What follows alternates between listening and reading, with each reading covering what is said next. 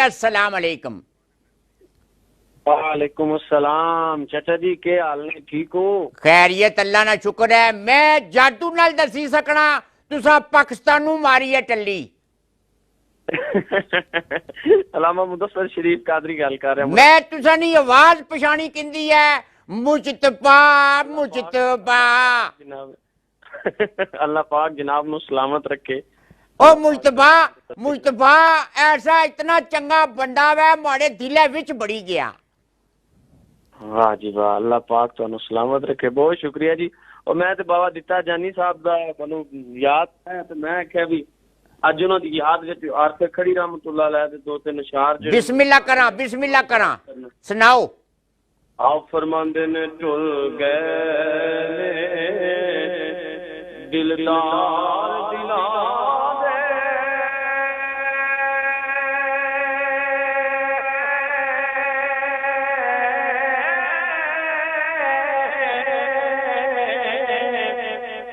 वतनो चुक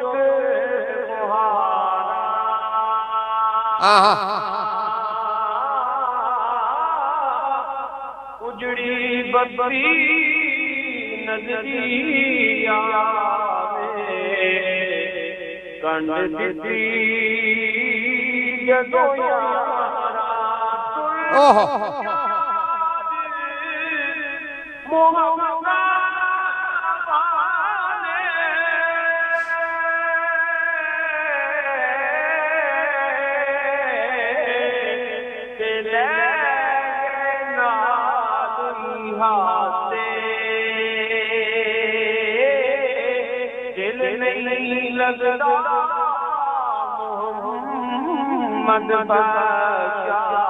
माशाअल्लाह।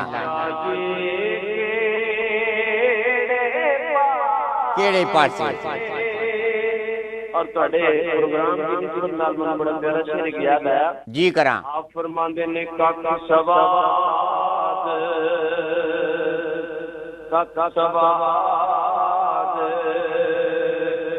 नहीं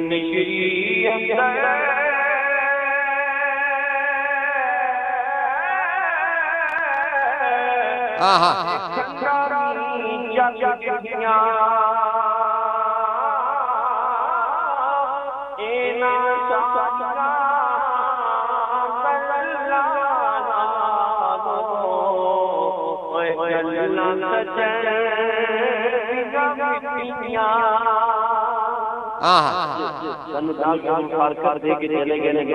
बस शायर कहता है कि मियां साहब फरमाते ने आ सजना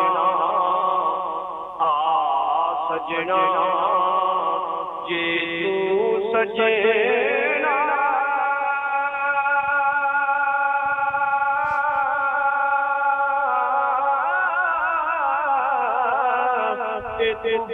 सजना नहीं सजेरा ओए जिना ने मेरा सजना ओ ना रजे ना रजना आखिर विच अक्सर बाबा माशाअल्लाह बड़ी प्यारी आवाज है। माशाअल्लाह माशाअल्लाह सुबहान अल्लाह। मिठी मिठी आवाज है तुसानी और टलियां भी बजनियां पियां बेशुमार तै गल्लां करने उन्हां नाल भी। हैं जी अस्सलाम अलैकुम। वालेकुम सलाम बाबा जी, अहमद बोली रहा। अहमद जी जर्मनी तू बोलने हो पे। सुबहान अल्लाह। के हाल ने, ठीक ठाक हो? अल्लाह शुक्र है। मसा जिन्हां दी आवाज तुसा सुनी है तुसा ने इलाके ने जी, बड़ा सोहनी आवाज माशाअल्लाह। अल्लाह ताला गुजरात विच तकी गिनो के कितने हीरे रहने जिस तरह तुसा साढ़े हीरा हो अहमद जी। बाबा जी मैं भी आया एक दो शेर मियां साहब की ताड़ी खिदमत पेश करना। बिस्मिल्लाह करा बिस्मिल्लाह।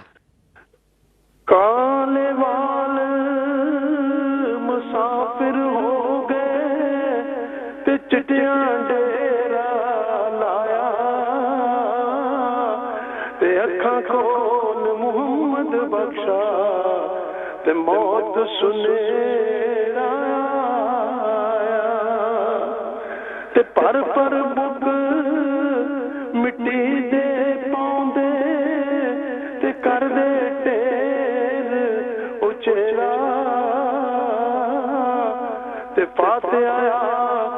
ਘਰਾਂ ਨੂੰ ਜਾਂਦੇ ਪਰਤ ਨਾ ਪਾਉਂਦੇ ਥੇ ਆਹਾ ਤੇ ਮੈਂ ਦੇ ਮੂੰਹ ਲੱਗਣ ਤੋਂ ਸ਼ਰਮ ਚ ਸਾਨੂੰ